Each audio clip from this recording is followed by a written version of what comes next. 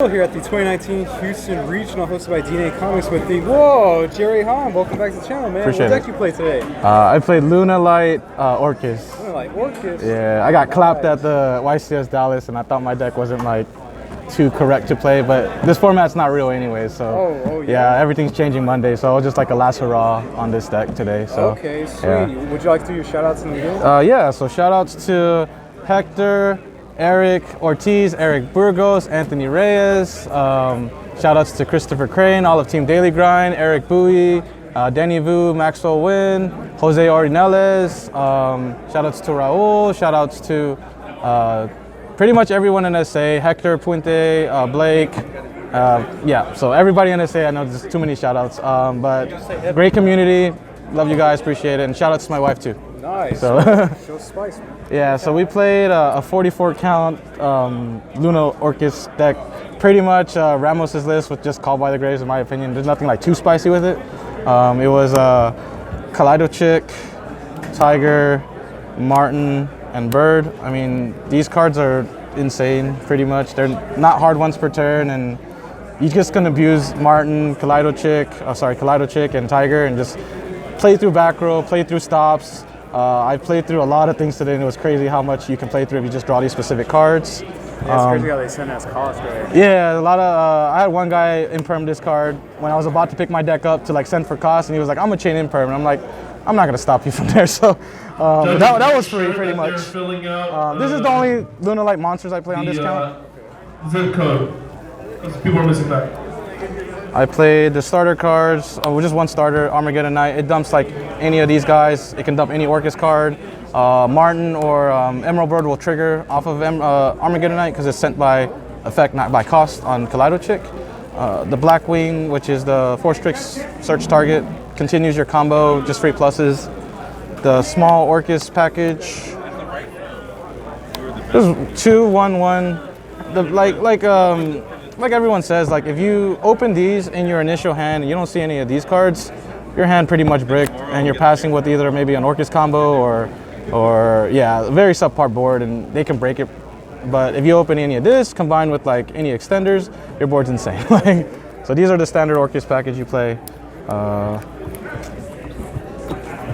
played the danger package. So all the nice dangers. The level 4 is really important because it just gets you to your rank 4s. It gets you to Nyrala, it gets you to Azathoth. Drawing this is not broken, but pretty broken to get you to this, or like searching this. This is the only card that sort of sucks, but it's free pluses when you pitch off of your perfumes and mermaids and stuff. So you want to play all of them. I didn't play Bigfoot because I was thinking that like you didn't really need it, and I get it, it's like an extra extender, but I just felt like Call by the Grave was the right choice when everyone's like playing hand traps, Lancia, etc., etc. It just helps you be in the game instead of like putting on Better Have It. Like, so these are all the dangers. Onto spells. It's Fire Formation Tanky, Foolish Burial Goods, 3 Perfume, 3 Call By. That's just my personal tech. It could be wrong. And then Orchestrated Babble. Does it actually help you out? Yeah, it helped a lot. Like I got ashed on my Tanky. I called by, and he was just like, "Well, you have combo now," because I had Kaleido Chick on too, and he's like, "Yeah." Or I had got Lancia, and I just got called by, and he was just like, "Well, you got combo." Like every time I call by something, they're just like, "You pretty much got combo," and I went off, and it's like the full board of like a rank 4 Griffin, Imperial Order, Eradicator Virus, and they can't win. Like they're just like, "Well, I'm a scoop," and then that's it. Luckily, I didn't get super poly today, but I mean, you better have it. Like. So yeah, this was a really good choice, and I mean it increases the count to 44, but it was worth the risk of like breaking on these versus like actually not playing your deck and passing your turn and dying anyways. So gives you a fighting chance. The traps were just impermanence for the hand traps, and then one-ofs. This got swapped in with Eradicator if I thought they were playing Draco or stuff like that. This is needed obviously, and then this is just to have a fighting chance going second. And then this is just to help you extend. Nothing too like crazy about this list. Again, you said the main deck count was 44. Okay. It was at like 42. I cut the Bigfoot, went to 41, and I went to 44 after that with the 3 count. So the extra deck is again standard. I played the Ding, the Abyss Dweller, the Azathoth package, the Tornado Dragon, and the Force Tricks. I mean, these are your standard ones. I know some people are playing Evil Swarm Nightmare.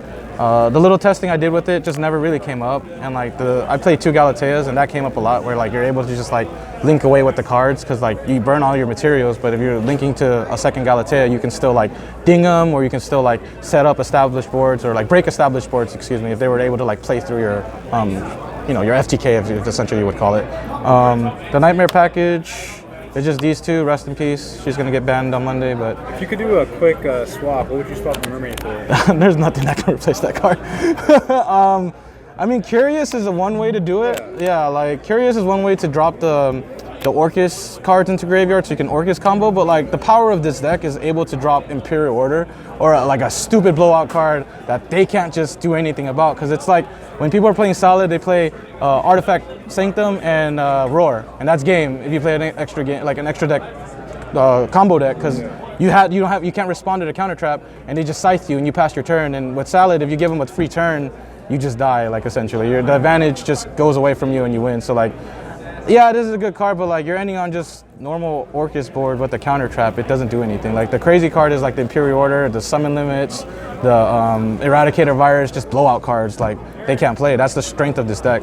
But I mean, that'll be a good substitute. Some people were thinking about playing a Sode to go to Armageddonite and like dump that way and like still combo off, but if everyone's switching to like Salad in the next format, or everyone's switching to like Go Second Orcust, they're just gonna get hand trapped and like they can't do anything. So I'll let someone figure it out. I don't think I have the brain capacity to do it. This card's crazy. The card's really nice. It's just like an extra Phoenix or an extra Tornado Dragon, or just a Link 2 to play around Gnome, and this is just a nice card. I like to play this.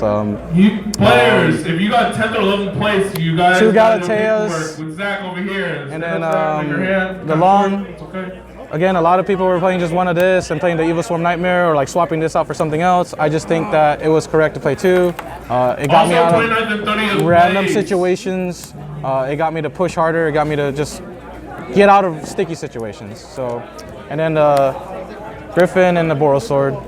Kill shot, I've killed so many people with this today. They have like a simple game state, and you just go, oh, I can just ding you, clear a card, Bortle Sword you for like game, and they're just like, yeah, that's it. So that's the other strength of this deck, is just getting into a Bortle Sword and just killing them. So, and Griffin's needed for the combo. Yeah, the difference is just playing double Galatea over like the Evil Swarm Nightmare card. And then the side deck, I changed it up a little bit. I decided to play Nibiru because I just felt like Gnome was really good, but like if I didn't see it turn 1, it wasn't very good. So I just wanted to keep it at 2, but just to have it, just in case I was playing combo decks or anything like that. You want to explain your ratios? Well, I was playing this card, so like this card like is crazy again in my opinion, because like it draws you into the cards that like kill you. So like it draws you into the cards that stop Sanctum. It draws you into Nibiru. So like if they open very subpar, you can just clear their board and then you just combo them off. Like I played like a Solid board today, and I played a Pendulum board today, and I just Nibiru'd them because like they didn't open the Jackal and the guy didn't open like Will. So you like clear their board and then you get a token and they pass turn to you and you just Orcust combo them while having like, if you had drawn this, you summon this. Like the Pendulum player, I got this on field. It cleared, well, it tributes this off, but it got me to this card. And then it just cleared the board and I won. Like, if I open this, great. If I don't open it, I have chances to open to other things that I can like play. Like same with like Lancia. Like the ratios, I just wanted to play the Eradicator one of. That's why the ratio is a little wonky. And I just wanted to have like variety going against combo decks. Like a lot of people weren't playing this and 3 of this and like 3 of Lancia. And I was like, yeah, that's fair. I get where your guys coming from, but like Nibiru is just also really good.